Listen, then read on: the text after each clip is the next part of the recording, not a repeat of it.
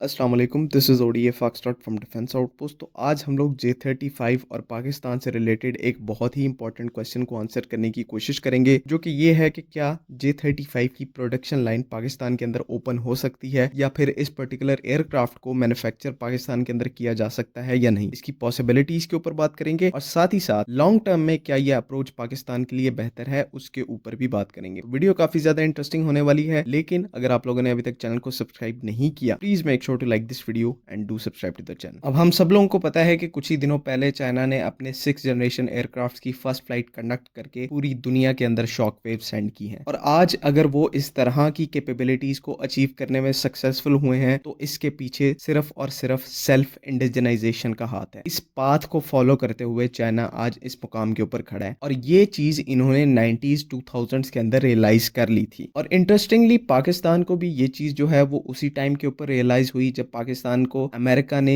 F-16 से related support provide करना बंद कर दिया। और उस टाइम के ऊपर F-16 जो है वो पाकिस्तान एयरफोर्स की फ्लीट का एक बहुत बड़ा हिस्सा था। तो उस टाइम के ऊपर चाइना को तो समझ आ गया था कि इंडिजनाइजेशन से ही सब कुछ हो सकता है। उसी के साथ साथ पाकिस्तान को भी इस चीज का कहीं ना कहीं एहसास होने लग पड़ा और इसका रिजल्ट क्या निकला। पाकिस्तान ने एक अपना इंडिजिनस फाइटर प्रोग्राम इनिशिएट किया चाइना के साथ मिलकर, जिसे आज हम लोग JF-17 थंडर प्रोजेक्ट के नाम से जानते हैं। तो उस टाइम के बाद से जो एक इंडिजनाइजेशन का कॉन्सेप्ट है वो स्पेशली पाकिस्तान एयरफोर्स की रूट्स के अंदर जो है वो बिल्कुल जम हो गया और पाकिस्तान एयरफोर्स इस चीज की कायल हो गई कि अगर हमें फ्यूचर के अंदर प्रोग्रेस करनी है तो सिर्फ इंडिजनाइजेशन ही उस प्रोग्रेस को अचीव करवाने में हेल्प आउट करता है। उसी दौर में हमने देखा कि इसी बात के ऊपर चलते हुए इंडिजनाइजेशन के कॉन्सेप्ट को तरजीह देते हुए पाकिस्तान एयरफोर्स ने प्रोजेक्ट अज़्म को स्टार्ट किया, जिसका जो मेन ऑब्जेक्टिव था वो ये था कि पाकिस्तान में ही indigenously 5th generation fighter aircraft को डिजाइन, डेवलप और मैन्युफैक्चर किया जाए, जिसमें ऑफ कोर्स चाइनीज असिस्टेंस शामिल होगी, लेकिन जो एंड प्रोडक्ट होगा वो पाकिस्तान एयरफोर्स का होगा और पाकिस्तान का इसके ऊपर कंप्लीट कंट्रोल होगा। ये प्रोजेक्ट अज़्म के ऑब्जेक्टिव्स थे। लेकिन उस टाइम के ऊपर ये जो प्रोजेक्ट है, प्रोजेक्ट अज़्म, ये इतना प्रोग्रेस नहीं कर सका था। उसके पीछे कई रीजंस हैं। एक तो फंड्स की कमी, ये एक मेन रीजन है। इसी के साथ साथ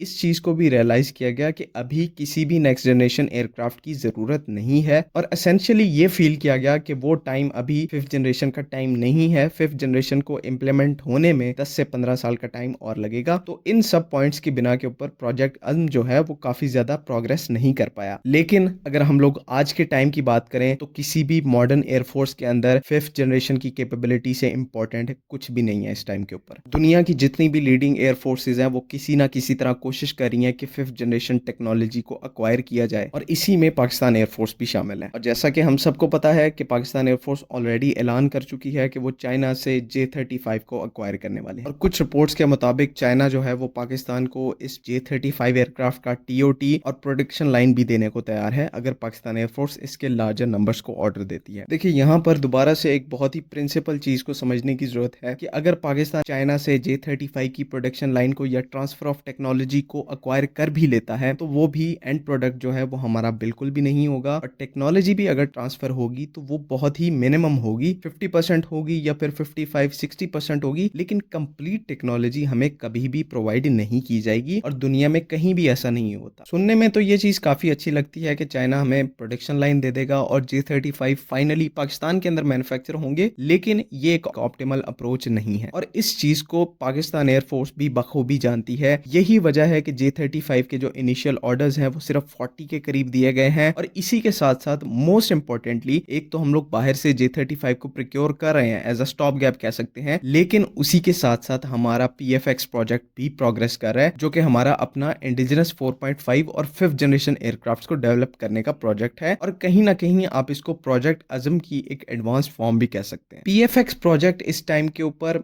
मेरे हिसाब से पाकिस्तान एयरफोर्स के लिए J-35 से भी ज्यादा इंपॉर्टेंट है, बिकॉज उस प्रोजेक्ट के अंदर ना सिर्फ हम लोग एक एयरक्राफ्ट को बाकायदा से डेवलप करेंगे, बल्कि उसके अंदर जितने भी सब सिस्टम्स हैं, एवियोनिक्स हैं, उनको भी पाकिस्तान एयरफोर्स इंडिजिनसली पाकिस्तान के अंदर डेवलप करेगी। चाहे वो रेडार हो, मिसाइल अप्रोच वार्निंग सिस्टम्स हो, प्रॉपर इलेक्ट्रॉनिक्स हो, सब इलेक्ट्रॉनिक्स हो, तमाम चीजों को पाकिस्तान के अंदर डेवलप किया जाएगा। मैक्सिमम इक्विपमेंट को और मैक्सिमम टेक्नोलॉजीज को पाकिस्तान के अंदर डेवलप किया जाएगा। और ये PFX प्रोजेक्ट का एक कोर ऑब्जेक्टिव है कि एक ऐसा एयरक्राफ्ट बनाया जाए जो कि मैक्सिमम इंडिजिनाइज्ड हो और पाकिस्तान का उसके ऊपर प्रॉपर कंट्रोल हो। इसी वजह से अगर चाइना J-35 की प्रोडक्शन लाइन को पाकिस्तान को ऑफर करता भी है तो भी पाकिस्तान एयरफोर्स इस अप्रोच के साथ कभी भी नहीं जाएगी, क्योंकि पाकिस्तान एयरफोर्स का गोल ही सेल्फ इंडिजिनाइजेशन है। रीजन के अंदर कैपेबिलिटी को मैच करने के लिए और अपने आप को एक डोमिनेंट पोजीशन के ऊपर रखने के लिए हम लोग J-35 बिल्कुल अक्वायर कर रहे हैं, लेकिन हमारी जो पूरी कंसंट्रेशन है वो अपने इंडिजिनस प्रोग्राम के ऊपर है, PFX प्रोग्राम के ऊपर है। आई होप कि चीजें आप लोगों को तमाम समझ में आ गई हैं। कोई भी कंफ्यूजन है तो काइंडली कमेंट्स में जरूर पूछें। बाकी अगली वीडियो तक के लिए अल्लाह हाफिज।